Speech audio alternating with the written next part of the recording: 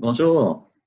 Alors, lundi 18 mai, nous poursuivons notre quarantaine missionnaire et nous commençons aujourd'hui une semaine extraordinaire au cours de laquelle nous allons accompagner Paul dans son deuxième voyage missionnaire et en même temps, on va se préparer à entrer dans la grande neuvaine au Saint-Esprit, donc qui se déroule entre l'Ascension et la Pentecôte. Alors, dans notre lecture des Actes des Apôtres, nous en sommes au chapitre 16. Alors, je vous encourage à lire, bien sûr, le chapitre 16 au complet.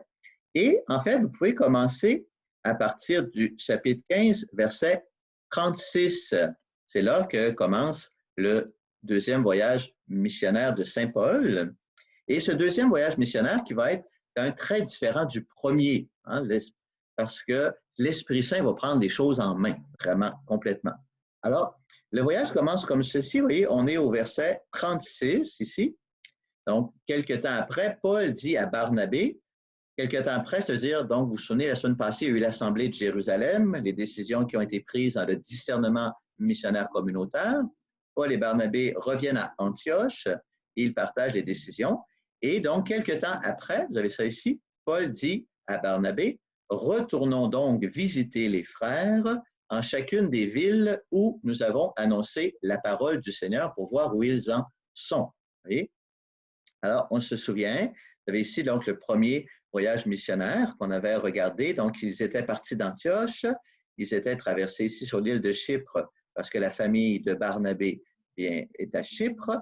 Ensuite, ils avaient visité ici de synagogue en synagogue jusqu'à Derbé. Et puis, ils étaient revenus sur leur port. Alors, le projet, c'est que Paul et Barnabé veulent retourner visiter ces mêmes communautés chrétiennes. Mais le Seigneur va intervenir de différentes façons. La première, c'est une façon très originale, hein, c'est qu'il va y avoir une chicane entre Paul et Barnabé. Hein, ça arrive, un désaccord tellement que finalement, Paul et Barnabé vont partir chacun de leur côté.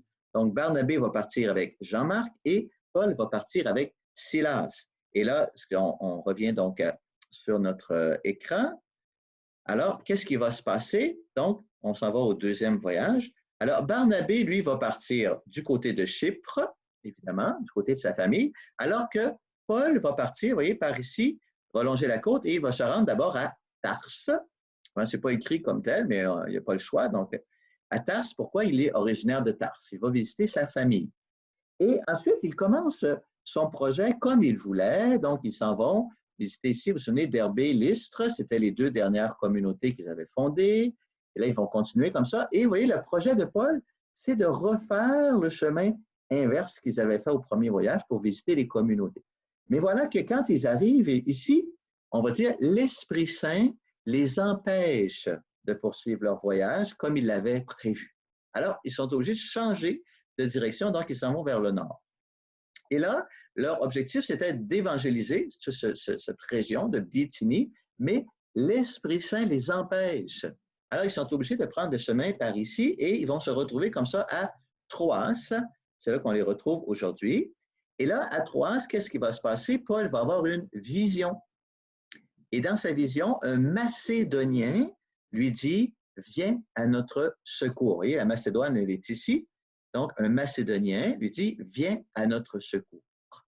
Alors, Paul et Silas, qu'est-ce qu'ils vont faire? Donc, ils vont répondre à cette vision, prennent le bateau, c'est ce qu'on voit aujourd'hui, jusqu'à l'île de Samothrace, et puis poursuivre ici vers Néapolis, et se retrouvent finalement ici, donc, dans la ville de Philippe. Vous voyez? Alors, donc, l'Esprit Saint change les plans de Paul. Il change les plans de Paul comment?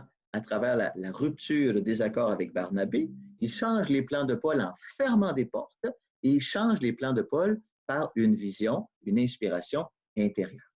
Et là, ils vont se retrouver à Philippe et là, il va se passer quelque chose d'extraordinaire. Donc, vous voyez, vous avez peut-être vu sur le plan, en traversant la mer vers Philippe, donc on traverse du côté de l'Europe.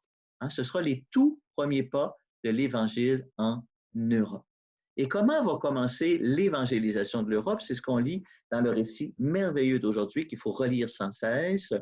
Paul et Barnabé sont à Philippe. Il semble que dans cette ville, il n'y a pas de synagogue. Alors, c'est pas Paul et Barnabé, c'est Paul et Silas. Qu'est-ce qu'ils font? Ils sortent de la ville, ils s'en vont sur le bord de la rivière Et là, il rencontre quelques femmes qui sont réunies pour prier. Et là, Paul et Silas leur annoncent la bonne nouvelle de Jésus. Et il y a une femme qui s'appelle Lydie, dont le cœur est attentif. Et cette femme accueille l'annonce de la bonne nouvelle. Elle demande le baptême. Et c'est la première communauté chrétienne en Europe. Et toute l'évangélisation d'Europe qui va se faire par la suite, hein, l'Europe qui va devenir cette grande Europe chrétienne que l'on connaît depuis des siècles, commence comment? Par quelques femmes réunies sur le bord d'une rivière, même pas dans une église ou une synagogue, pour prier ensemble, pour partager la parole de Dieu. Et là, elles accueillent le don de Dieu. Et ainsi commence toute l'évangélisation d'Europe. Il faut se rappeler ça, mes amis. Peu importe qu'est-ce qu'on vit des situations particulières actuellement. On n'a pas accès à nos églises. On ne sait pas comment s'annonce l'avenir. Rappelons-nous que l'œuvre d'évangélisation commence toujours, toujours, par quelques personnes qui se rassemblent, qui prient ensemble, qui partagent la parole de Dieu et qui se laissent façonner le cœur. C'est juste ça qu'il faut. Alors, méditons ce beau texte, hein, on relit donc ce chapitre 16 des Actes des Apôtres et on continue de se demander, on se demande souvent, moi, avec qui est-ce que je partage la parole de Dieu? Avec qui est-ce que je prie de manière régulière? Régulière, c'est chaque semaine, pour laisser le Seigneur façonner mon cœur et être un instrument, être un lieu où à partir de là, le Seigneur, à partir de moi, à partir de notre humble petit groupe, le Seigneur réalise une œuvre d'évangélisation merveilleuse. Alors moi, je vous accompagne de ma bénédiction et je vous encourage encore une fois à me partager vos expériences de petits groupes de partage de la parole et de la prière. Donc, que le Seigneur vous accompagne de sa bénédiction au nom du Père, du Fils et du Saint-Esprit. Amen. Alléluia.